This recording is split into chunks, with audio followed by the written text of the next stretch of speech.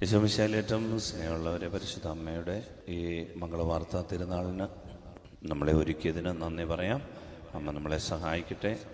നമുക്ക് ഒരു ചെറിയ ചിന്ത പങ്കുവെച്ചുകൊണ്ട് ഈ ആരാധന നമുക്ക് ആശീർവാദം സ്വീകരിക്കാം. ദൈവം നമുക്ക് ഈ നോമ്പുകാലം തന്ന വലിയ കൃപ. നമുക്കറിയാം, നമ്മൾ എന്തെല്ലാം ചെയ്താലും ദൈവത്തിൻ്റെ ശക്തി നമ്മളിൽ പ്രവർത്തിച്ചെങ്കിൽ മാത്രമേ നമുക്ക് ഈ ജീവിതം വിജയിപ്പിക്കാനാവുകയുള്ളൂ. ദൈവശക്തി നമ്മൾ പ്രാർത്ഥിക്കണം. ദൈവമേ, അങ്ങയുടെ ശക്തി ഞങ്ങളുടെ മേൽ പ്രകടമാകണമേ. എന്താ പ്രാർത്ഥിക്കണ്ടേ? ദൈവമേ, നിൻ്റെ ശക്തി ഞങ്ങളുടെ മേൽ പ്രകടമാകണമേ. ദൈവശക്തി. പിന്നെ അതിനുമായി ബന്ധപ്പെട്ടുകൊണ്ട് ഒരു ഈരടി ദൈവത്തിൻ്റെ ശക്തി, ദൈവത്തിൻ്റെ മഹത്വം നമ്മിൽ പ്രകടമാകണം. ഞാൻ പ്രിയപ്പെട്ടവരെ, നമ്മളെപ്പോഴും മനസ്സിലാകുന്ന, നമ്മളെപ്പോഴും ഇന്ന് പകൽ സമയം മുഴുവനും ചർച്ച ചെയ്ത വിഷയമെന്നെടുത്താൽ മതി. നമ്മുടെ ശരീരത്തിൻ്റെ കാര്യങ്ങൾ ഒരുപാട് ചർച്ച ചെയ്തു. ഫുഡിനെ കുറിച്ച് സംസാരിച്ചു, ആരോഗ്യത്തെക്കുറിച്ച് സംസാരിച്ചു, നടക്കുന്നതിനെ കുറിച്ച് സംസാരിച്ചു, എക്സസൈസിനെ കുറിച്ച് സംസാരിച്ചു. നമുക്ക് ശരീരത്തിൻ്റെ മണ്ഡലത്തിൽ ഉള്ള സുഖം, സന്തോഷം, അതിനെക്കുറിച്ചൊക്കെ ഒരുപാട് സംസാരിച്ചു. നമ്മൾ മൊബൈൽ തുറന്നാലും TV തുറന്നാലും ആരോഗ്യമണ്ഡലം, ആരോഗ്യമേഖല, അതിനെക്കുറിച്ചൊക്കെ നമുക്ക് ആശങ്കയാണ്. ഗുളിക കഴിച്ചോ, കണ്ണിൽ മരുന്നൊഴിച്ചോ, ചെവിയിൽ മരുന്നൊഴിച്ചോ, ഷുഗർ ഇന്ന് കൂടിയിട്ടുണ്ടോ, കൊളസ്ട്രോളിൻ്റെ അളവ് ഇന്ന് എന്തായി കാണും, അറ്റാക്ക് എപ്പം വരത്തില്ല. ഇതിനെക്കുറിച്ചൊക്കെ നമ്മൾ ഒരുപാട് ചർച്ച ചെയ്തു, ചിന്തിച്ചു, അല്ലെങ്കിൽ നമ്മൾ തന്നെ ചിന്തിച്ചു. ഇതുകൂടാതെ ആരോഗ്യമില്ലാത്തവരെക്കുറിച്ച് നമ്മൾ ഒരുപാട് ചർച്ച ചെയ്തു. 2, നമ്മുടെ മനോമണ്ഡലത്തെക്കുറിച്ച് നമുക്ക് ഒരുപാട് കാര്യങ്ങളുണ്ടായി. എന്ന് പറഞ്ഞാൽ നമ്മുടെ മനസ്സിൻ്റെ വ്യാപാരങ്ങൾ, മനസ്സിൻ്റെ സന്തോഷം, മനസ്സിൻ്റെ ഡാൻസ്, മനസ്സിനെ സുഖപ്പെടുത്തുന്ന വീഡിയോകൾ, ക്രിക്കറ്റ്, മനസ്സിനിഷ്ടമുള്ള കൂട്ട്, പ്രണയം, മനസ്സിനിഷ്ടമുള്ള സംഭവങ്ങൾ, അങ്ങനെ മനസ്സുമായി ബന്ധപ്പെട്ട് പൈസ, ബാങ്ക് ബാലൻസ്, ഇന്ന് ഇൻട്രസ്റ്റ് എത്ര കൂടി, ഈ ഡിപ്പോസിറ്റ് എന്ന് പിൻവലിക്കാൻ, എത്ര പേരെ നമുക്ക് സാമ്പത്തികമായിട്ട് നമ്മളെ സഹായിക്കാൻ ഉയർത്താം. അപ്പം ഇങ്ങനെയൊക്കെ മനസ്സിൻ്റെ മണ്ഡലത്തിൽ മനസ്സിന് സുഖം തരുന്ന ഒരുപാട് കാര്യങ്ങൾ നമ്മളെ ചർച്ച ചെയ്തു. അതേസമയം മനസ്സിന് വിഷമം ഉണ്ടാക്കിയ കാര്യങ്ങൾ, മനസ്സമാധാനം നഷ്ടപ്പെടുത്തിയത്, പ്രശ്നമുള്ളായത്, അതെല്ലാം ഇന്നത്തെ മണ്ഡലമാണ്. ഈ 2 കാര്യങ്ങളെക്കുറിച്ച് ചർച്ച ചെയ്തും ഇടപഴകുകയും നമ്മുടെ ഭാവിയെക്കുറിച്ച് ചിന്തിച്ചും, നമ്മുടെ ശരീരത്തെക്കുറിച്ച് ചിന്തിച്ചും, മനസ്സിൻ്റെ സുഖപ്പെടുന്ന കാര്യത്തെക്കുറിച്ച് ചിന്തിച്ചും, ഇങ്ങനെ ജീവിച്ച് നമ്മൾ 3ാമതൊരു മണ്ഡലം, അതാണ് ആത്മമണ്ഡലം, സ്പിരിച്വൽ വേൾഡ്. ഈ മണ്ഡലം ഇച്ചിരിയുള്ളൂ, ചുരുങ്ങിയിരിക്കുകയാണ്. അതുകൊണ്ടാണ് ആത്മീയ കാര്യങ്ങൾ പറയുമ്പോൾ പെട്ടെന്ന് നമുക്ക് ഗ്രഹിക്കാൻ പറ്റാതാകും. ഒരു ക്ഷീണം വരും, ഒരു ഡിസ്റ്റർബൻസ് തോന്നും, ഇടക്കെട്ട് പിടിച്ച് കെട്ടിയിടാൻ തോന്നും. അങ്ങനെ ആത്മീയ കാര്യങ്ങൾ പറയുമ്പോൾ നമ്മുടെ മനസ്സ് ചുരുങ്ങിപ്പോവും, ഒരു ഉറക്കമൊക്കെ വരും. വചനം കേൾക്കുമ്പോൾ, ദൈവിക കാര്യങ്ങൾ കേൾക്കുമ്പോൾ എന്താണെന്നറിയാമോ കാര്യം? നമ്മുടെ ശരീരമണ്ഡലവും മനസ്സിൻ്റെ മണ്ഡലവും എപ്പോഴും ആക്റ്റീവാണ്. ആത്മമണ്ഡലം തുറക്കപ്പെടാൻ ആകെപ്പാടെ അവസരം കിട്ടുന്നത് പള്ളിയിൽ 10 മിനിറ്റ് താമസിച്ച് ഒരു പ്രസംഗം, ഒരാരാധനയ്ക്കിടയ്ക്ക് ഇച്ചിരി സമയം പ്രസംഗം, ഇതൊക്കെ ഉള്ളൂ നമുക്ക് സമയം. അത് കേട്ട് ബാക്കി 23.25 മണിക്കൂറും നമ്മൾ ഈ മണ്ഡലങ്ങളിലും ഇങ്ങനെ തുറന്നു നിൽക്കുകയാണ്. അതുകൊണ്ട് പ്രിയപ്പെട്ട, ഒരു സ്പിരിച്വൽ വേൾഡ് ബ്രേക്ക് ചെയ്യണം. ഒരു സ്പിരിച്വൽ വേൾഡ് നമുക്കുണ്ട്, അത് തുറന്നു കിട്ടണം. ഹല്ലേലൂയ. സർവ്വരെ ഹല്ലേലൂയ, ഹല്ലേലൂയ, സ്നേഹത്തോടെ ഹല്ലേലൂയ, ഹല്ലേലൂയ. ഈ പ്രൈസ് ദി ലോർഡും ഹല്ലേലൂയൊക്കെ പറയുമ്പോൾ അറിയാതെ നമ്മുടെ ആത്മമണ്ഡലത്തിലൊരു ഉണർവിന് വേണ്ടിയിട്ടാണ്. അതുകൊണ്ട് നമ്മൾ ബോധപൂർവം നമ്മുടെ ആത്മീയ കാര്യങ്ങളിൽ ശ്രദ്ധിക്കണം. Hallelujah, hallelujah. അതിനുവേണ്ടി ദൈവം തരുന്ന കാലമാണ് നോമ്പുകാലം. ഇപ്പം ഈ നോമ്പുകാലത്തിൽ നമ്മൾ ചർച്ച ചെയ്യാൻ പോകുന്ന വിഷയം ആത്മമണ്ഡലത്തിലെ ഒരു വിഷയമാണ്. കാരണം ബൈബിൾ എപ്പോഴും സംസാരിക്കുന്നത് ആത്മീയ മണ്ഡലത്തിലെ വിഷയങ്ങളാണ്. കാരണം എന്താണെന്നറിയോ? ആത്മമണ്ഡലം തുറന്നാൽ നമ്മിൽ വലിയൊരു ശക്തി പ്രകടമാകും. പിന്നീട് നമ്മുടെ ജ്ഞാനം തുറക്കും, ഓർമ്മശക്തി തുറക്കും, ഏകാഗ്രത തുറക്കും. നമുക്ക് നമ്മളിലേക്ക് ആളുകൾ അടുക്കാൻ തുടങ്ങും. സമ്പത്ത്, രാജ്യത്തെ ദൈവം കുലുക്കും, സമ്പത്ത് നമ്മുടെ അടുത്തേക്ക് വരും. എല്ലാ മേഖലകളിലും പ്രിയപ്പെട്ടവരെ വളർച്ച ഉയർച്ച ഉണ്ടാകുന്നത് സ്പിരിച്വൽ വേൾഡ് തുറന്നു കിട്ടുമ്പോഴാണ്. അതുകൊണ്ടാണ് SQ എന്ന് പറയുന്ന ഒരു ലോകമുണ്ട്, സ്പിരിച്വൽ കോഷ്യൻസ്. IQ ഉണ്ട്, ബുദ്ധിയുടെ മണ്ഡലമാണ്, ഇന്റലിജന്റ് കോഷ്യൻസ്. പിന്നീട് IQ, EQ എന്ന് പറയുന്നത് ഇമോഷണൽ കോഷ്യൻസ്, വൈകാരിക മണ്ഡലം, മനോമണ്ഡലമാണ്, വൈകാരിക പക്വത. അങ്ങനെ സാഹിത്യകാരന്മാരുണ്ട്, എഴുത്തുകാരുണ്ട്, രാഷ്ട്രീയ നേതാക്കന്മാരുണ്ട്, നല്ല ഉപദേശം തരുന്നവരുണ്ട്, ടീച്ചേഴ്സുണ്ട്, അധ്യാപകരുണ്ട്, വൈദികരുണ്ട്, സന്യസ്തരുണ്ട്. ഇതൊക്കെ മനോമണ്ഡലം നല്ല മോട്ടിവേഷൻ തരുന്നവരുണ്ട്, EQ. എന്നാൽ കർത്താവ് തൻ്റെ ശിഷ്യന്മാർക്ക് കൊടുത്ത ഒരു മണ്ഡലമുണ്ട്, അതാണ് SQ, സ്പിരിച്വൽ കോഷ്യൻസ്. ഇത് തുറന്നു കിട്ടിയാൽ, ഈ ആത്മമണ്ഡലം തുറന്നു കിട്ടിയാൽ, ആത്മാവിൽ നിന്നാണ് നമ്മുടെ ഇച്ഛാശക്തിയും ഇൻ്റലക്റ്റും വളരുന്നത്. ഞാൻ ഒന്നുകൂടെ പറയാൻ ശ്രദ്ധിക്കണേ. നമ്മുടെ ആത്മാവിൻ്റെ 2 ഫാക്കൽറ്റിയാണ് വിൽ പവർ ആൻഡ് ഇൻ്റലക്റ്റ്. നിങ്ങൾ ഫിലോസഫി പരിശോധിച്ച് നോക്കിയാൽ മതി, തത്വശാസ്ത്രത്തെ പഠിപ്പിക്കുന്നതാണ്. ഇൻ്റലക്റ്റ് ആൻഡ് വിൽ എന്ന് പറഞ്ഞാൽ ഒരു തീരുമാനമെടുക്കാനുള്ള കഴിവ്, നമ്മുടെ ബുദ്ധിശക്തി, ഇത് രണ്ടും പുറപ്പെടുന്നത് ആത്മാവിൽ നിന്ന്. അതുകൊണ്ട് ആത്മമണ്ഡലം തുറന്നാൽ നമ്മുടെ തീരുമാനങ്ങൾ പാളിപ്പോകത്തില്ല. നല്ല ഇച്ഛാശക്തിയുള്ളവരായി മാറും, ഉറപ്പുള്ള, ധൈര്യമാണ്. എന്ത് പ്രശ്നം വന്നാലും നേരിടും, ധൈര്യം. നമ്മുടെ ബുദ്ധിയുടെ മണ്ഡലം തുറന്നു കിട്ടും, ജ്ഞാനം, അറിവ്, വിവേകം, ഇതെല്ലാം തുറന്നു കിട്ടും, ഓർമ്മശക്തി, ഏകാഗ്രത. അതുകൊണ്ട് ഈ സ്പിരിച്വൽ വേൾഡ് തുറന്നു കിട്ടണമെന്ന് പറയുന്ന നിസ്സാര കാര്യങ്ങൾ. അത് നമ്മുടെ ഭൗതിക മണ്ഡലവും മനോമണ്ഡലവും അനുഗ്രഹിക്കപ്പെടാനാണ് എൻ്റെ പ്രിയപ്പെട്ടവരെ നമ്മൾ ഈ സ്പിരിച്വൽ വേൾഡ് തുറന്നു കിട്ടും. പക്ഷേ ഈ സ്പിരിച്വൽ വേൾഡിനെ ബ്ലോക്ക് ചെയ്യുന്ന ഒരു കാര്യമാണ് ഞാൻ ഇന്ന് പറയാൻ പോകുന്നത്. ഹല്ലേലൂയ, ഹല്ലേലൂയ, പോരാ, ഹല്ലേലൂയ, ഹല്ലേലൂയ. അതായത് സ്പിരിച്വൽ വേൾഡ് നമ്മുടെ ആത്മമണ്ഡലത്തെ ബ്ലോക്ക് ചെയ്യുന്ന ഒരു വലിയ പ്രശ്നം. ഇന്ന് നമ്മൾ നേരിടുന്ന ഏറ്റവും വലിയ പ്രശ്നം എന്താണെന്നറിയാമോ മക്കളെ? ദാരിദ്ര്യമല്ല. ഇന്ന് നമ്മൾ ഏറ്റവും കൂടുതൽ നേരിടുന്ന പ്രശ്നം രോഗമല്ല, ക്യാൻസർ അല്ല, കോവിഡൊക്കെ വന്ന് പോയി, കോവിഡ് ഒന്നും അല്ല. ഇതെല്ലാം പ്രശ്നമാണ്. പക്ഷെ മേജർ പ്രോബ്ലം എന്താണെന്നറിയാമോ? അതിൻ്റെ പേരാണ് സിൻ, പാപം. നമ്മുടെ ആത്മമണ്ഡലം തുറക്കാൻ സാധിക്കാത്ത വിധം ബ്ലോക്കാക്കുന്നതാണ് പാപം. ക്യാൻസർ ഒരു വലിയ പ്രശ്നമാണ്. നമുക്കറിയാം, ക്യാൻസർ വന്ന് ഇന്ന് എൻ്റെ ഒരു നമ്മുടെ നമുക്ക് ഇന്ന് കേട്ട ഒരു വിഷയമാണ്. ഒരു സഹോദരൻ നമ്മുടെ ഇടവകയിലേക്കൂടെ അംഗപ്പെട്ട ഒരാളാണ്. ഇതിന് 12 ലക്ഷം രൂപ ഉണ്ടെങ്കിലേ ക്യാൻസറിൻ്റെ ഒരു ട്രീറ്റ്മെൻറ്റ് നടക്കുകയുള്ളൂ. എല്ലാ ഹോസ്പിറ്റലും തള്ളി, മെഡിക്കൽ കോളേജുകളും തള്ളി. കാരണം അത് ഇനിയും പ്രൈവറ്റ് ഹോസ്പിറ്റലിൽ പോകണമെങ്കിൽ 12 ലക്ഷം വേണം. വലിയൊരു പ്രോബ്ലമാണ്. ആ വീടിന് അത് താങ്ങാൻ പറ്റാത്തൊരു വിഷയമാണ്.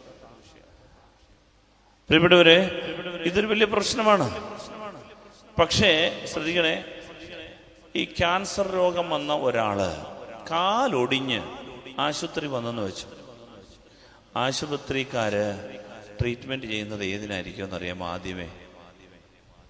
ആദ്യമേ നോക്കുന്നത് കാലൊടിഞ്ഞു, ശരിയാണ്.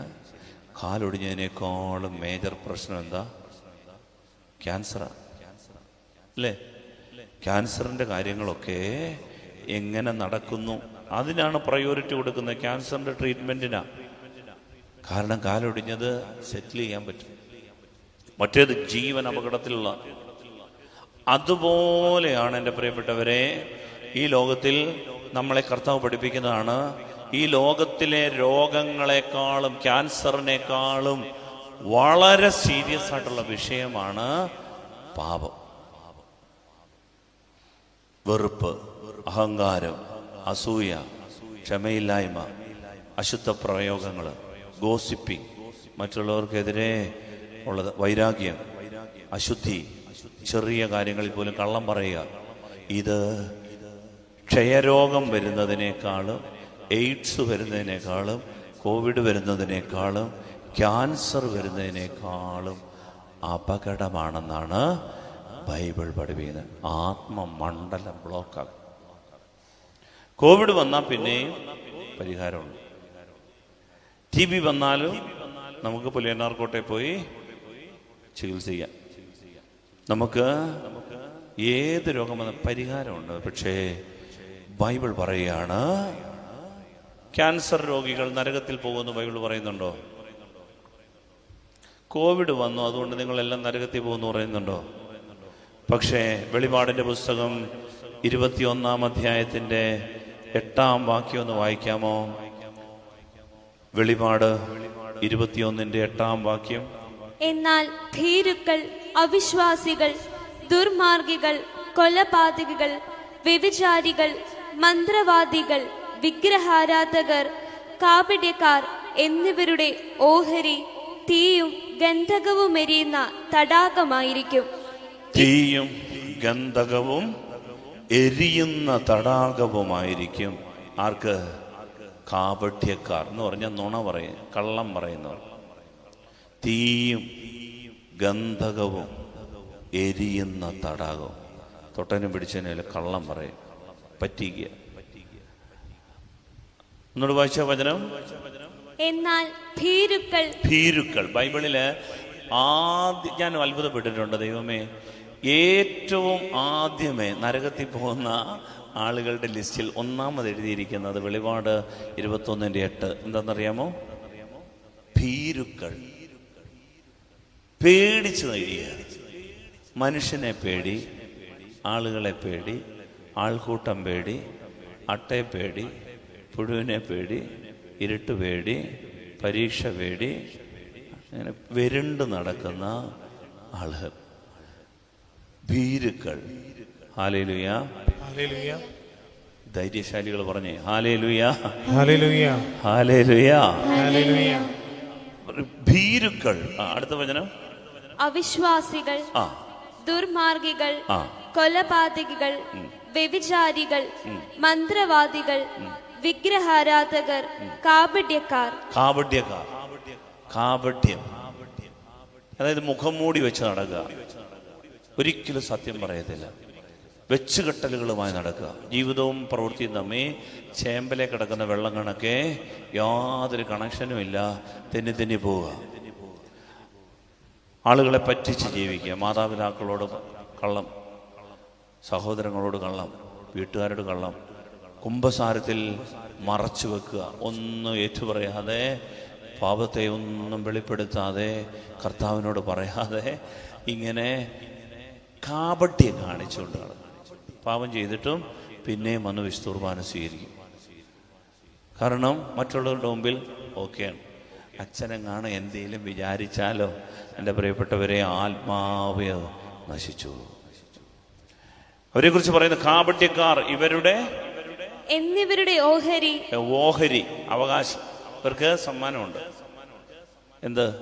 തീയും ഗന്ധകവും എരിയുന്ന തടാകവുമായിരിക്കും. മരിക്കുമ്പോ തീ, ഗന്ധകം, എരിയുന്ന തടാകം, പിന്നൊരിക്കലും ഒരു തിരിച്ചു വരവില്ല. പ്രിയപ്പെട്ടവരെ, അതുകൊണ്ടാണ് ബൈബിള് പറയുന്നു, നമുക്ക് ക്ഷയരോഗം വന്നാലും, എയ്ഡ്സ് വന്നാലും, കോവിഡ് വന്നാലും, ക്യാൻസർ വന്നാലും നമ്മൾ നരകത്തിൽ പോകുമെന്ന് പറയുന്നില്ല ബൈബിൾ. പക്ഷേ പാപം എന്ന് പറയുന്നത് ഒരു മേജർ പ്രോബ്ലമാണ്. ഹല്ലേലൂയ, ഹല്ലേലൂയ, ഹല്ലേലൂയ, ഹല്ലേലൂയ. അടുത്ത വചനമോ? വീണ്ടും ഒരു വചനം പറയാണ്, ദൈവം അഹങ്കാരികളെ എതിർക്കുന്നു. അതായത് അഹന്ത വിട്ടുകൊടുക്കത്തില്ല, ക്ഷമിക്കാൻ പറ്റുന്നില്ല, ചില തീരുമാനങ്ങൾ എടുത്ത് ഇങ്ങനെ നിൽക്കുകയാണ്, കല്ലുപോലെ നടക്കുകയാണ്, ഒരു മാറ്റവും ഇല്ല. ഞാനിങ്ങനെ ചെയ്തു, എനിക്കിത് മതി, ഇങ്ങനെ ഞാൻ പിടിച്ച മുയലിന് 3 കൊമ്പെന്നും പറഞ്ഞുകൊണ്ട് നടക്കുന്ന ആളുകൾ അഹങ്കാരി. വചനം പറയാണ്, ദൈവം അഹങ്കാരികളെ എതിർക്കുന്നു. ദൈവം കോവിഡ് വന്നവരെ എതിർക്കുന്നു എന്ന് എഴുതിയിട്ടുണ്ടോ? ക്യാൻസർ വന്നവരെ എതിർക്കുന്നുണ്ടോ? ഇല്ല. ദൈവം അഹങ്കരിക്കുന്നവരെ എതിർക്കും. പ്രിയപ്പെട്ടവരെ, നമ്മളുടെ മനസ്സിൽ അഹന്ത, ആത്മീയ അഹന്തകളുണ്ട്, സൽപ്പേരിൻ്റെ അഹന്തകളുണ്ട്, കുടുംബമഹിമയുടെ അഹന്തകളുണ്ട്, അറിവിൻ്റെ അഹന്തകളുണ്ട്. നമുക്കിങ്ങനെ കുറേ അഹന്തകളുണ്ട്. അഹങ്കാരം ഞാൻ പറയുന്നത് എനിക്കറിയാവുന്നേ, ആരും എന്നെ പഠിപ്പിക്കണം. ഇതാണ് അഹങ്കാരം. ഇവരെ നോക്കി വചനം പറയുകയാണ്, ഇങ്ങനെയുള്ളവരെ ദൈവം എതിർക്കുക. ദൈവം നമ്മളെ എതിർത്താൽ പിന്നെ നമുക്ക് നിലനിൽപ്പുണ്ടോ? എൻ്റെ പ്രിയപ്പെട്ടവരെ, നമ്മൾ ഈ പിടിവാശിയും മാത്സര്യബുദ്ധിയും നമ്മൾ ഈ ഇങ്ങനെ വടംവലി കൊണ്ടൊക്കെ ജീവിച്ച ദൈവം നമ്മളെ എതിർക്കുമെന്ന് എൻ്റെ ദൈവമേ, അതൊക്കെ കേൾക്കുമ്പോൾ ശംഖ് പൊടിയണം. ദൈവം നമ്മളെ എതിർക്കുന്നാലോചിച്ച് നമ്മൾ വന്ന് പ്രാർത്ഥിക്കുക, ദൈവമേ, ദൈവം നമ്മളോട് പറയാണ് പോടാ. ദൈവം നമ്മളെ എതിർത്ത് കഴിഞ്ഞാൽ നമുക്ക് നിലനിൽപ്പില്ല. അതുണ്ടാകാതിരിക്കട്ടെ. വലതുതരം പ്രതി പറ ഹല്ലേലൂയാ, ഹല്ലേലൂയാ. പ്രാർത്ഥിക്കാം. പരിശുദ്ധാത്മാവേ, എഴുന്നള്ളി വരണമേ. അങ്ങേ ഇഷ്ടദാസിയായ പരിശുദ്ധ മറിയത്തിന്റെ വിമല ഹൃദയത്തിന്റെ ശക്തമായ മധ്യസ്ഥതയാൽ ഞങ്ങളിൽ നിറയണമേ. പരിശുദ്ധാത്മാവേ, എഴുന്നള്ളി വരണമേ. അങ്ങേ ഇഷ്ടദാസിയായ പരിശുദ്ധ മറിയത്തിന്റെ വിമല ഹൃദയത്തിന്റെ ശക്തമായ മധ്യസ്ഥതയാൽ ഞങ്ങളിൽ നിറയണമേ. ഹല്ലേലൂയ. പ്രിയപ്പെട്ടവരെ, യേശു ക്രിസ്തു ഭൂമിയിലേക്ക് വന്നു. മത്തായിയുടെ സുവിശേഷം 1:21. അതായത് ബൈബിളിലെ ആദ്യത്തെ പ്രോമിസ്, പുതിയ നിയമത്തിലെ ആദ്യത്തെ വാഗ്ദാനം എന്താണെന്നറിയാമോ? രോഗം സുഖപ്പെടുത്തി തരാമെന്നല്ല, ക്യാൻസർ മാറ്റിത്തരാമെന്നല്ല. നമ്മുടെ ബൈബിളിൽ പുതിയ നിയമത്തിൽ ആദ്യത്തെ പ്രോമിസ് മത്തായി 1:21. അവൾ ഒരു പുത്രനെ പ്രസവിക്കും, നീ അവന് യേശു എന്ന് പേരിടണം. എന്തെന്നാൽ അവൻ തന്റെ ജനത്തെ അവരുടെ പാപങ്ങളിൽ നിന്ന് മോചിപ്പിക്കും. ഇത് ജോസഫിനോട് ദൂതൻ പറഞ്ഞ വചനമാണ്. ജോസഫിനോട് പറഞ്ഞു, മറിയം ഒരു പുത്രനെ പ്രസവിക്കും. ജോസഫേ, നീ അവന് യേശു എന്ന് പേരിടണം. അടുത്ത വചനം, എന്തെന്നാൽ അവൻ തന്റെ ജനത്തെ അവരുടെ പാപങ്ങളിൽ നിന്ന് മോചിപ്പിക്കും. ഇതാണ് പ്രോമിസ്. പാപങ്ങളിൽ നിന്ന് ഇതിനാണ് ഈശോ വന്നത്. ഈശോ വന്നത് ദാരിദ്ര്യത്തിൽ നിന്ന് മോചിപ്പിക്കും എന്നാണോ? അല്ല. പുതിയ നിയമത്തിന്റെ പ്രൈം കൺസേൺ എന്ന് പറയുന്നത്, എൻ്റെ പ്രിയപ്പെട്ടവരെ, ദാരിദ്ര്യമല്ല, രോഗമല്ല, പാപമാണ്. ഞാൻ ആവർത്തിക്കുന്നു, പുതിയ നിയമത്തിന്റെ ഒന്നാമത്തെ കൺസേൺ, ഒന്നാമത്തെ ശ്രദ്ധ നമ്മുടെ ദാരിദ്ര്യം മാറ്റുക എന്നുള്ളതല്ല, വരുമാനം വർദ്ധിപ്പിക്കുക എന്നുള്ളതല്ല, രോഗം മാറ്റി സുഖപ്പെടുത്തുക എന്നല്ല, മറിച്ച് അവൻ തന്റെ ജനത്തെ അവരുടെ പറഞ്ഞേ പാപങ്ങളിൽ നിന്ന് മോചിപ്പിക്കും. ആ വചനം ഒന്നേറ്റ് പറഞ്ഞേ, അവളൊരു പുത്രനെ പ്രസവിക്കും, നീ അവന് യേശു എന്ന പേരിടണം. എന്തെന്നാൽ അവൻ തന്റെ ജനത്തെ അവരുടെ പാപങ്ങളിൽ നിന്ന് മോചിപ്പിക്കും. Hallelujah, hallelujah. പ്രിയപ്പെട്ടവരെ, ബൈബിളിലെ ഏറ്റവും വലിയ പ്രോബ്ലം എന്ന് പറയുന്നത് സിന്നാണ്, പാപമാണ്. അതുകൊണ്ട് നമുക്ക് ഈ ബൈബിൾ ഞാൻ വളരെ ശ്രദ്ധയോടെ ഇരുന്ന ഒരു കാര്യം മനസ്സിലാക്കി. അതായത് ഒരു ഉദാഹരണം പറയാം. പഴയ നിയമത്തിൽ ലേവ്യരുടെ പുസ്തകം എടുക്കുക. ലേവ്യരുടെ പുസ്തകം 19-ാം അധ്യായത്തിന്റെ 39-ാം വാക്യം. അതായത് പഴയ നിയമത്തിൽ ഒരാൾക്ക് ദൈവഭയമുണ്ടോ? ശ്രദ്ധിക്കണേ, വളരെ പ്രധാനപ്പെട്ടാണ്. ദൈവഭയം ഇന്ന് ഈ കാലഘട്ടത്തിൽ നമുക്ക് നഷ്ടപ്പെടുന്ന ഒരു കാര്യമാണ്. ദൈവഭയമില്ല, ദൈവത്തെ പേടിയില്ല, ദൈവഭയമില്ലാതെ പോകും. പഴയ നിയമത്തിൽ, പഴയ കാലങ്ങളിൽ ആളുകൾക്കുള്ളൊരു കാര്യം ദൈവത്തെ പേടിയുണ്ടായിരുന്നു, ദൈവഭയം. ഇപ്പം നമ്മൾ പള്ളിയിൽ വന്നാലും നമ്മളിങ്ങനെ എല്ലാം കണ്ടും കേട്ടും ദൈവഭയമില്ലാതായി. പഴയ നിയമത്തിൽ ഒരാൾക്ക് ദൈവഭയമുണ്ടോ എന്ന് മനസ്സിലാക്കാനുള്ള ഒരു വചനം, പ്രായം ചെന്ന് നരച്ചവരുടെ മുൻപിൽ ആദരപൂർവം എഴുന്നേൽക്കുകയും അവരെ ബഹുമാനിക്കുകയും വേണം. എന്നിട്ട് പറയാണ്, നിന്റെ ദൈവത്തെ ഭയപ്പെടുക. ശ്രദ്ധിക്കണേ, അതായത് പഴയ നിയമത്തിൽ ഒരു ചെറുപ്പക്കാരൻ പ്രായം ചെന്ന് നരച്ച മുടിയുമായിട്ട്, 5-6 പേരുണ്ട്, ഈ നരച്ച മുടിയും കൊണ്ട് നിൽക്കുന്ന അവരുടെ മുൻപിൽ ഒരു ചെറുപ്പക്കാരൻ എഴുന്നേറ്റ് നിന്ന, ആദരപൂർവ്വം എഴുന്നേറ്റ് നിന്ന അവനെക്കുറിച്ച് പഴയ നിയമത്തിൽ പറയും ദൈവഭയമുള്ള കുഞ്ഞാന്ന് പറയും. മനസ്സിലായോ? ഹല്ലേലൂയ, ഹല്ലേലൂയ, ഹല്ലേലൂയ. എന്നാൽ പുതിയ നിയമത്തിലുണ്ടല്ലോ, 1 പത്രോസ് 2:17, 1 പത്രോസ് 2:17, അതിനകത്ത് പറയുന്നത് എല്ലാ മനുഷ്യരെയും ബഹുമാനിക്കുവിൻ. എല്ലാവരെയും ബഹുമാനിക്കുക, നരച്ചവരെ മാത്രമല്ല എല്ലാവരെയും ബഹുമാനിക്കുവിൻ. നമ്മുടെ സഹോദരരെ സ്നേഹിക്കുവിൻ. ദൈവത്തെ ഭയപ്പെടുവിൻ. ദൈവത്തെ ഭയപ്പെടുവിൻ എന്ന് പറഞ്ഞ പുതിയ നിയമത്തിൽ ശ്രദ്ധിക്കണേ, എല്ലാവരെയും ബഹുമാനിച്ചാൽ ദൈവഭയമുണ്ട് എന്ന് മനസ്സിലാവും. എൻ്റെ പ്രിയപ്പെട്ട പഴയ നിയമത്തിൽ നമുക്ക് ദൈവഭയമുണ്ടോ എന്ന് മനസ്സിലാകണമെങ്കിൽ പ്രായം ചെന്ന് നരച്ചവരുടെ മുമ്പിൽ എഴുന്നേറ്റ് നിൽക്കുമ്പോഴേ അത് മനസ്സിലാകത്തുള്ളൂ. എന്നാൽ പുതിയ നിയമത്തിൽ എല്ലാവരെയും ബഹുമാനിക്കാനാണ് പറയുന്നത്. എല്ലാവരെയും ബഹുമാനിക്കുക എന്ന് പറഞ്ഞു കഴിഞ്ഞാൽ ഭാര്യ ഭർത്താവിനെ ബഹുമാനിക്കണം, ഭർത്താവ് ഭാര്യയെ ബഹുമാനിക്കണം, മാതാപിതാക്കൾ മക്കളെ ബഹുമാനിക്കണം. ബഹുമാനത്തോടെ നമുക്ക് സംസാരിക്കാൻ പറ്റും, ഒരു സ്നേഹത്തോടെ ആദരവോടെ സംസാരിക്കാം. അപ്പം തീരുമാനിക്കാം നമുക്ക് ദൈവഭയമുണ്ടെന്ന്. ദൈവഭയം എന്ന് പറഞ്ഞാൽ വെറുതെ കിട്ടുന്നതല്ല, നമുക്ക് ആളുകളോട് ബഹുമാനത്തോടെ ഇടപെടാൻ പറ്റിയ, മറ്റുള്ളവരെ ശ്രേഷ്ഠരായി കാണാൻ പറ്റിയ, പ്രിയപ്പെട്ടവരെ, നമുക്ക് ദൈവഭയം ഉണ്ട്. നമുക്കറിയാം, നമ്മുടെ വീട്ടിൽ അപരിചിതരായിട്ട് ആരെങ്കിലും വന്നാൽ നമ്മൾ എന്ത് ഭവ്യതയോടെ അവരോട് ഇടപെടുന്നേ അല്ലേ? ഒരാൾ പരിചയമില്ലാത്ത ഒരാൾ കയറി വന്നു, ആരാ, എവിടുന്നാ, എന്താ, വന്നാട്ട്, ഇരിക്കെ, നമ്മളെന്ത് ഭവ്യത. എന്നാൽ എല്ലാ ദിവസവും കാണുന്ന ഭാര്യയോടോ, എല്ലാ ദിവസവും കാണുന്ന മക്കളോടോ, അമ്മയോടോ, പ്രിയപ്പെട്ടവരെ, ഇതാണ് ദൈവഭയം എന്ന് പറയുന്നത്. പുതിയ നിയമത്തിൽ പറയുന്നത് എല്ലാവരെയും ബഹുമാനിക്കുന്ന ഒരു അഭിഷേകം.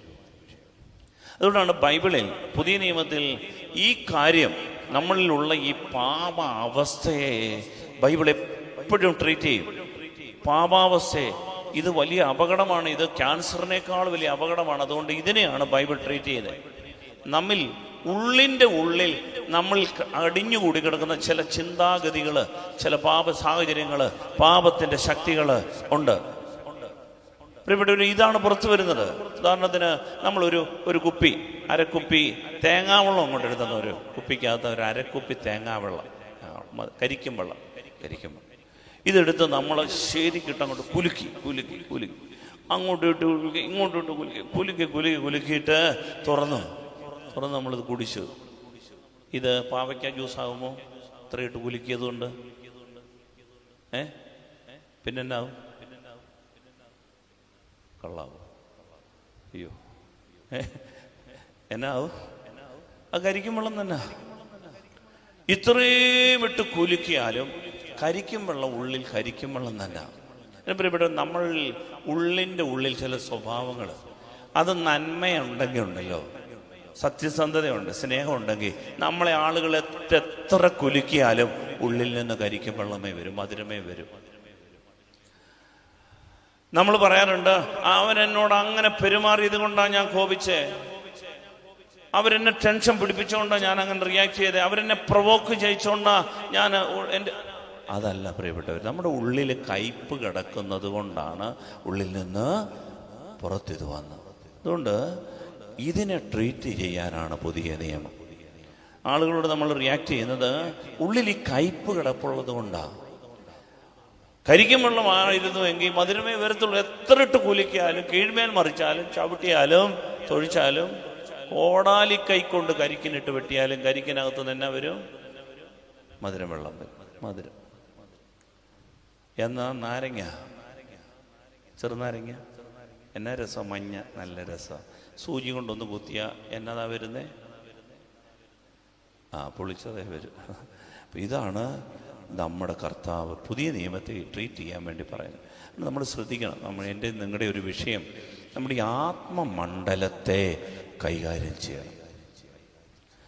നമ്മുടെ ആത്മരക്ഷയ്ക്ക് വേണ്ടി ഈ ആത്മമണ്ഡലത്തെ നമ്മൾ കൈകാര്യം ചെയ്യണം. ഹല്ലേലൂയാ, ഹല്ലേലൂയാ, ഹല്ലേലൂയാ, ഹല്ലേലൂയാ. അതുകൊണ്ടാണ് ഈശോ പറഞ്ഞത് മത്തായിയുടെ സുവിശേഷം 12-ാം അധ്യായം 36-ാം തിരുവചനത്തിൽ, പുതിയ നിയമം കൈകാര്യം ചെയ്യുന്ന പ്രിയപ്പെട്ടവർ, രോഗങ്ങളോ ദാരിദ്ര്യമോ കഷ്ടപ്പാടുകളോ നമുക്കുണ്ടാകുന്ന വിഷമങ്ങളോ പ്രതിസന്ധികളോ ഒന്നുമല്ല പുതിയ നിയമം ചർച്ച ചെയ്യുന്നത്. നമുക്ക് വീടില്ലാത്തതോ നമ്മൾ കടബാധിതരായതോ ഒന്നുമല്ല പുതിയ നിയമം ചർച്ച ചെയ്യുന്നത്. മത്തായി 12:36, ഞാൻ നിങ്ങളോട് പറയുന്നു, മനുഷ്യർ പറയുന്ന ഓരോ വൃദ്ധവാക്കിനും വിധി ദിവസത്തിൽ കണക്ക് കൊടുക്കേണ്ടി വരും. ആ വചനം ഒന്ന് ഏറ്റു പറയാമോ? ഞാൻ നിങ്ങളോട് പറയുന്നു, ഞാൻ നിങ്ങളോട് പറയുന്നു, മനുഷ്യർ പറയുന്ന ഓരോ വ്യർത്ഥവാക്കിനും വിധി ദിവസത്തിൽ കണക്ക് കൊടുക്കേണ്ടി വരും. ദൈവമേ, ഇത് കേട്ടിട്ട് എനിക്ക് നമ്മൾ പറയുന്ന എടാ മരങ്ങോട, എടാ പോഴ, എടാ അങ്ങനെ പറഞ്ഞിട്ടില്ല, നമ്മളെല്ലാം കേട്ടിട്ടില്ലേ? സിനിമയിലൊക്കെ പറഞ്ഞത് കേട്ടിട്ടൊക്കെ നമ്മൾ വലിയ ഗൗരവത്തിൽ അതൊക്കെ പഠിച്ചിട്ടൊക്കെ പറയുന്ന കാര്യങ്ങൾ. വ്യർത്ഥവാക്കിനും ദൈവം കണക്ക് കൊടുക്കേണ്ടി വരും. എന്തുകൊണ്ട് കർത്താവ് ഇത്ര ചെറിയ കാര്യം പോലും ഗൗരവമുണ്ടെന്ന് പറയാൻ കാര്യം? പ്രിയപ്പെട്ടവരെ, നമ്മുടെ ജീവിതത്തെ വളരെ പ്രധാനപ്പെട്ട വിഷയമാണ് ഈ ആത്മമണ്ഡലം. ബൈബിൾ ചർച്ച ചെയ്യുന്നത് സിൻ, പാപം എന്നൊരു വിഷയം. അതിന് കുമ്പസാരത്തിൽ പറഞ്ഞ് പാപമോചനം, പാപപ്രതി പ്രാപിക്കണം. ഹൃദയത്തിൽ നമ്മൾ കൊണ്ടു നടക്കുന്ന പാപം വളരെ സീരിയസ് ഇഷ്യൂ ആയിട്ടാണ് ബൈബിൾ എടുക്കുന്നത്. അതുകൊണ്ട് major problem of our life is not poverty but sin. ഹല്ലേലൂയാ, ഹല്ലേലൂയാ. സ്വരത്തിൽ പറഞ്ഞേ ഹല്ലേലൂയാ, ഹല്ലേലൂയാ. അതുകൊണ്ട് നമ്മൾ ഇതിനെ ടാർഗറ്റ് ചെയ്യണം. പഴയ നിയമത്തിൽ ഒരു സംഭവമുണ്ട്. പഴയ നിയമത്തിലെ സംഭവങ്ങളൊക്കെ നമ്മുടെ ആത്മമണ്ഡലത്തിലെ സംഭവങ്ങളായിട്ട് നമ്മൾ വ്യാഖ്യാനിക്കണം. ഉദാഹരണത്തിന് ദാവീദ് കവിണയിൽ കല്ലെടുത്ത് വെച്ച് നെറ്റിത്തടത്തിൽ എറിഞ്ഞ് തറയിലിട്ട ആളുടെ പേരെന്താ? 5 കല്ലെടുത്ത് വെച്ച് അല്ലേ?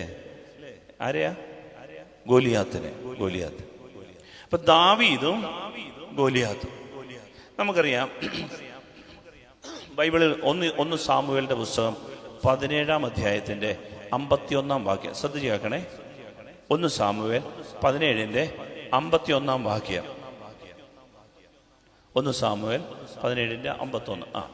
ദാവീദ് ഓടിച്ചെന്ന് ഗോലിയാത്തിന്റെ മേൽ കയറി നിന്ന് അവന്റെ വാൾ ഉറയിൽ നിന്ന് വലിച്ചു, അവനെ കഴുത്ത് വെട്ടിമുറിച്ച് കൊന്നു.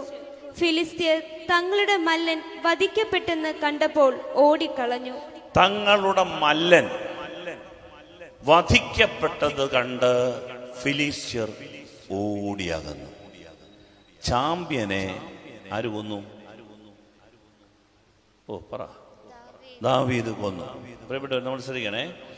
അതായത് ഈ ഫിലിസ്ത്യരുടെ മേലല്ല ഈ ദാവീദ് അറ്റാക്ക് ചെയ്യാൻ പോയത്. ഈ ഫിലിസ്ത്യരുടെ ഒരു നേതാവുണ്ട്, ഗോലിയാത്ത്, ചാമ്പ്യൻ, ഈ മല്ലൻ. ദാവീദ് ഇവനെയാണ് അറ്റാക്ക് ചെയ്തിട്ടത്. ഇവനെ കൊന്നു കഴിഞ്ഞപ്പോ, ഇവൻ താഴെ വീണെന്നറിഞ്ഞപ്പോ ഫിലിസ്ത്യര് മുഴുവനും തോറ്റോടി. ഇപ്പൊ പ്രധാന പ്രശ്നം നമ്മുടെ ജീവിതത്തില് ഈ ചാമ്പ്യനെ കൊല്ലുക എന്നുള്ളത്. പാപത്തിന്റെ പ്രവൃത്തികളല്ല, പാപത്തിന് കാരണമായ ഒരു ചാമ്പ്യൻ ഉണ്ട് നമ്മുടെ മനസ്സിൽ, നമ്മുടെ ഉള്ളിൽ നമ്മൾ സൂക്ഷിക്കുന്നത്. അതിന്റെ പേരാണ് ദുർമോഹം. ഈ ദുർമോഹത്തെ നമ്മൾ നേരിടണം. ഈ ചാമ്പ്യൻ വീണാൽ ഫിലിസ്ത്യർ ഓടിക്കൊള്ളും, ബാക്കി കാര്യങ്ങളെല്ലാം സെറ്റാകും. അതുകൊണ്ടാണ് ബൈബിൾ എപ്പോഴും പ്രധാന പ്രശ്നമായിട്ട് പാപത്തെ അവതരിപ്പിക്കുക. അതിനെ പരാജയപ്പെടുത്തിയാൽ നമ്മൾ വിജയിക്കും. അതിനുവേണ്ടി ദൈവം നമുക്ക് ഒരുപാട് വ്യായാമം കണക്കെ, എക്സസൈസ് കണക്കെ ഇതിനെ നോ നോ വേണ്ട, പറ്റില്ല, എനിക്ക് അവകാശപ്പെട്ടതല്ല, എനിക്കിത് വേണ്ട, എൻ്റെ ദൈവം അനുവദിച്ചതല്ലോ, ഇത് മതി, ഇങ്ങനെ നമ്മൾ നമ്മളെ തന്നെ നിയന്ത്രിച്ച് പ്രിയപ്പെട്ടവരെ കൃപയിൽ നിൽക്കണം. ഒരു കാലം കഴിയുമ്പോൾ ഈ കൃപ നമ്മളെ പൊതി.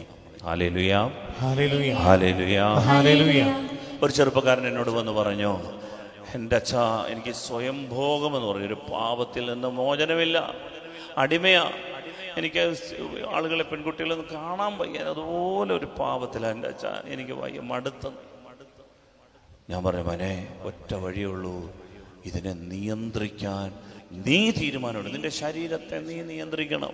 വീണാൽ കുമ്പസാരിക്കണം, കുമ്പസാരിച്ച് പറഞ്ഞ് പാപമോചനം പ്രാപിക്കണം, പിന്നെ നിയന്ത്രിക്കണം. ഞാൻ ഒത്തിരി ശ്രമിച്ചു. ഞാൻ പറഞ്ഞു തീർന്നില്ല, വീണ്ടും വീണ്ടും ശ്രമിക്കണം. അപ്പൊ ഇവന് ചോദിച്ചൊരു ചോദ്യം, എന്തിനാ കർത്താവ് ഈ പ്രായം മുതലേ, കുഞ്ഞുനാൾ മുതലേ ഇങ്ങനൊരു പ്രേരണ തരുന്നേ, പാപം തരുന്നേ? ഇത് കല്യാണപ്രായം ആകുമ്പോഴത്തേനൊക്കെ ഇങ്ങനെ ഒരു ചെറിയൊരു പ്രലോഭനോടെ മനസ്സിലാക്കുക. ഇത് ഉള്ള സമാധാനം കളഞ്ഞ്, ഉള്ള ശുദ്ധി നഷ്ടപ്പെടുത്തി, എൻ്റെ ദൈവം പഠിക്കാൻ പറ്റുന്നില്ല, ശ്രദ്ധ പറ്റുന്നില്ല, പല വിചാരങ്ങൾ കൊണ്ട് ഞാൻ തകർന്നു കഴിയുക എന്ന് പറഞ്ഞപ്പോൾ പ്രിയപ്പെട്ടവരെ കൊടുത്തൊരു ഉപദേശം ഇത്രയേ ഉള്ളൂ. ഞാൻ പറയും, മോനെ, നീ ഈ തിന്മയെ സ്വന്തം ശരീരത്തിൽ അനുഭവിച്ചുകൊണ്ട് നിന്നെ തകർത്തുകൊണ്ടിരിക്കുന്ന ഈ തിന്മയെ, ഈ തഴക്കദോഷത്തെ നിയന്ത്രിക്കാൻ ശ്രമിച്ച് വീണ്ടും പരാജയപ്പെടും. പക്ഷെ വീണ്ടും നിയന്ത്രിച്ച് കർത്താവിൻ്റെ നാമത്തിൽ കുമ്പസാരിച്ച് വചനം വായിച്ച് ജപമാല ചൊല്ലി നീ ഇതിനെ നേരിട്ട് ഇതിനെ നീ ഓവർകം ചെയ്യുന്നില്ലെങ്കിൽ, മോനെ, നീ കല്യാണം കഴിഞ്ഞാലും നീ വേലി പൊളിച്ചു വെളി പോകുന്നു. നിന്നെ ആത്മനിയന്ത്രണത്തിന്റെ അരൂപിയാൽ അഭിഷേകം ചെയ്യാൻ വേണ്ടി ദൈവം നിനക്ക് തന്നിരിക്കുന്നതാണിത്. ഇതിനെ നീ നേരിടണം. Sin is a major problem in your life. ഇതിനെ നേരിട്ട് അതിജീവിക്കണം. ഇല്ലെങ്കിലുണ്ടല്ലോ, എൻ്റെ പൊന്നുമോനെ, നീ വിവാഹം കഴിഞ്ഞാലും നിന്റെ വിശ്വസ്തത കാത്തു സൂക്ഷിക്കാൻ പറ്റാതാവും. അതുകൊണ്ട് നീ ഇതിനെ നേരിട്ട് അതിജീവിക്കുക. അതിനുള്ള കൃപ കർത്താവ് നിനക്ക് തരും. കൃപമതി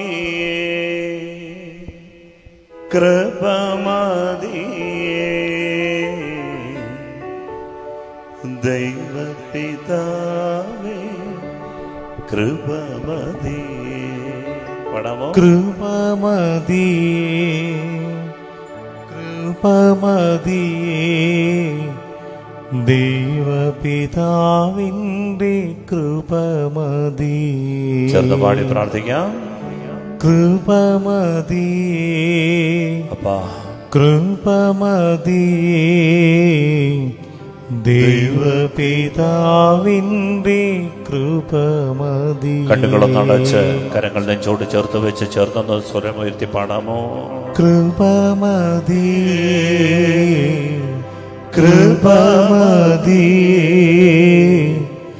ദൈവപിതാവിൻ്റെ കൃപമതി. അപ്പൊ പിതാവേ, ആഗ്രഹമുണ്ട് വിശുദ്ധ ജീവിതം നയിക്കാൻ, ഈ പാപത്തെ അതിജീവിക്കാൻ, എൻ്റെ മനസ്സിൻ്റെ മണ്ഡലങ്ങളിൽ വ്യാപരിക്കുന്ന സകല തിന്മകളെ അതിജീവിക്കാൻ. പരിശുദ്ധനെ പലപ്പോഴും സാധിക്കുന്നില്ല. കാരണം പലപ്പോഴും പാപം എൻ്റെ ശരീരത്തിൻ്റെ മേൽ ഭരണം നടത്തുന്നു. കാരണം ഞാൻ നിയമത്തിന് കീഴ്പ്പെട്ടവനായി ജീവിക്കുന്നു. കർത്താവേ, അങ്ങയുടെ കൃപയ്ക്ക് കീഴ്പ്പെട്ട് ജീവിക്കാൻ സഹായിക്കണമേ. കൃപമതി, കൃപമതി, ദൈവപിതാവിൻ്റെ കൃപമതി. കൃപമതി, കൃപമതി, ദൈവപിതാവിൻ്റെ കൃപമതി. ഹല്ലേലൂയ, ഹല്ലേലൂയ, ഹല്ലേലൂയ, ഹല്ലേലൂയ, ഹല്ലേലൂയ, ഹല്ലേലൂയ. പ്രിയപ്പെട്ടവർ, അതുകൊണ്ട് പ്രധാന പ്രശ്നം ബൈബിൾ പഠിപ്പിക്കുന്ന പാപമാണ്. അതിനെ കീഴ്പ്പെടുത്തിയാൽ, പരാജയപ്പെടുത്തിയാൽ ബാക്കി മണ്ഡലങ്ങളിലെല്ലാം ദൈവം ഇറങ്ങി വന്ന് നിൽക്കും. ദൈവം ഇറങ്ങി നിന്നാൽ വിജയം. നിസ്സാരമായി നമ്മൾ ജീവിതം വിജയിപ്പിക്കും. ദൈവം ഇറങ്ങി വന്ന് നിൽക്കും. കാരണം പാപവും വിശുദ്ധിയും ഒന്നിച്ചു പോവില്ല. അതുകൊണ്ട് പാപത്തെ ഒഴിവാക്കിയാൽ ദൈവത്തിന്റെ പരിശുദ്ധി വന്നിറങ്ങി നിൽക്കും. പിന്നീട് വിജയം. ഹല്ലേലൂയ, ഹല്ലേലൂയ, ഹല്ലേലൂയ. ദാവീദ് ഫിലിസ്ത്യരെ ലക്ഷ്യമാക്കിയായിരുന്നു യുദ്ധം ചെയ്തിരുന്നെങ്കിൽ പിന്നെയും അവര് ശക്തി ആർജിച്ചേനെ. പക്ഷേ ദാവീദ് ഗോലിയാത്തിനെ അറ്റാക്ക് ചെയ്തു. ഗോലിയാത്ത് വീണപ്പോ ഫിലിസ്ത്യർ ഓടിപ്പോയി. ജീവിതത്തിന്റെ പാപമെന്ന വിഷയം, അതാണ് ചാമ്പ്യൻ, നമ്മളെ തകർക്കുന്ന ചാമ്പ്യൻ, നമുക്കെതിരെ നിൽക്കുന്ന ഗോലിയാത്ത്. അതിനെ നമ്മൾ അഡ്രസ് ചെയ്യണം. അതിനെ അഡ്രസ് ചെയ്യണം എൻ്റെ പ്രിയപ്പെട്ടവരെ. അപ്പോൾ ബാക്കി മണ്ഡലങ്ങളെല്ലാം ഒരു അനുഗ്രഹമായി മാറും. Hallelujah, hallelujah. പണ്ട് കുഞ്ഞുങ്ങൾക്ക് കരപ്പൻ വരും. കരപ്പൻ കേട്ടിട്ടുണ്ടോ? കരപ്പൻ, അതേതപ്പൻ,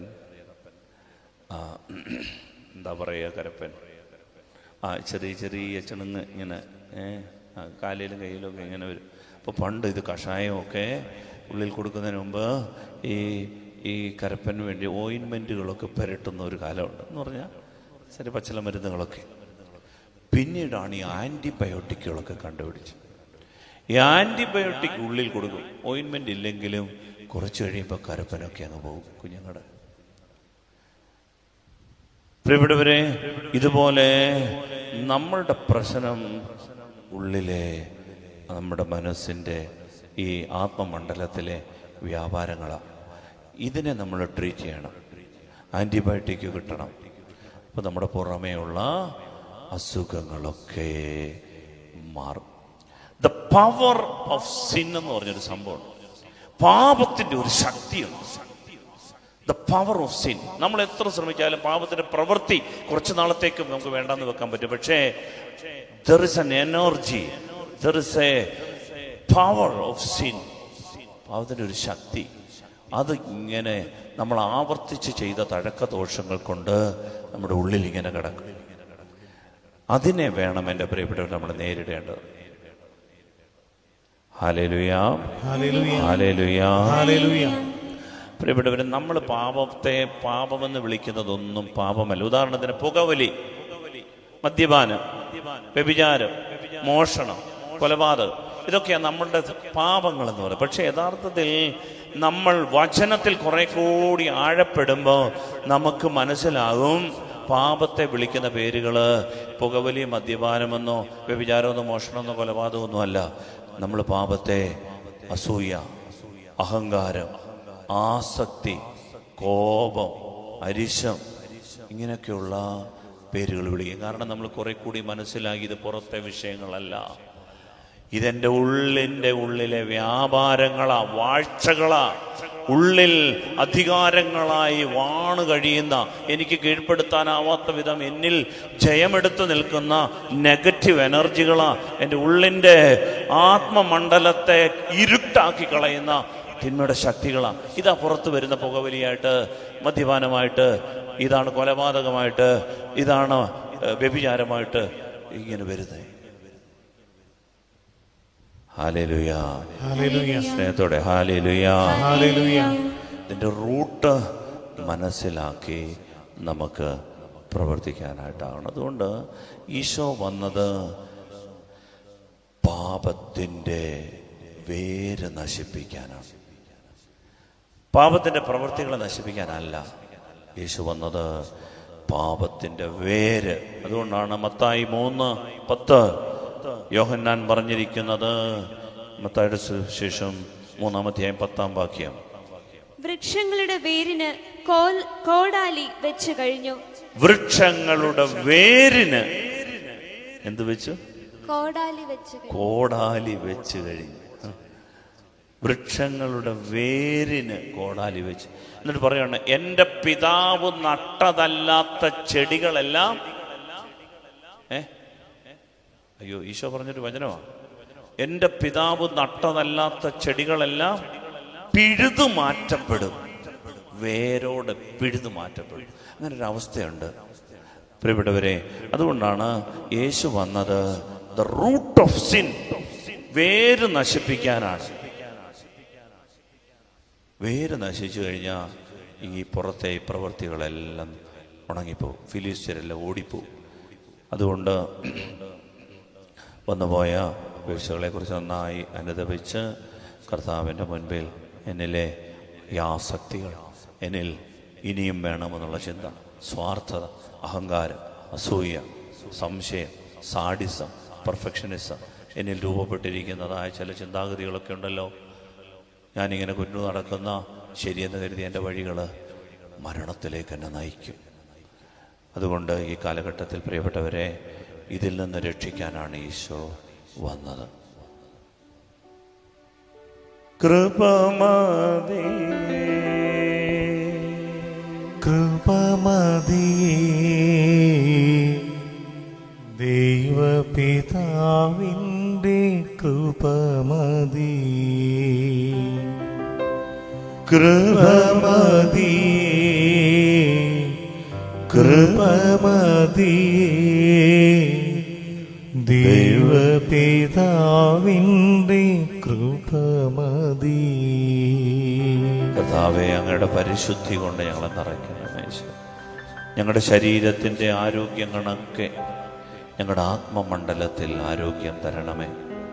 കർത്താവേ, അവിടുത്തെ വിശുദ്ധി ഞങ്ങൾക്ക് പകരണമേ. അങ്ങ് നിങ്ങളെ വിളിച്ചവൻ വിശുദ്ധനായിരിക്കുന്നത് പോലെ നിങ്ങൾ വിശുദ്ധരായിരിക്കുവനെന്നാണ് കർത്താവ് പറയുന്നത്. ദൈവഭയത്തോടെ ജീവിക്കും, വിശുദ്ധിയിൽ ജീവിക്കും, ഹൃദയശുദ്ധിയോടെ ജീവിക്കും, ഹൃദയ പരമാർത്ഥതയോടെ ജീവിക്കും. ഈശോയെ സഹായിക്കണം കർത്താവേ. ആരാധനയിൽ അതിനുള്ള അഭിഷേകം ഞങ്ങൾക്ക് നൽകണം. എഴുന്നേറ്റ് നിന്ന് അവിടുത്തെ കൃപയ്ക്ക് വേണ്ടി ഒരിക്കൽ കൂടി പാടി പ്രാർത്ഥിക്കാം.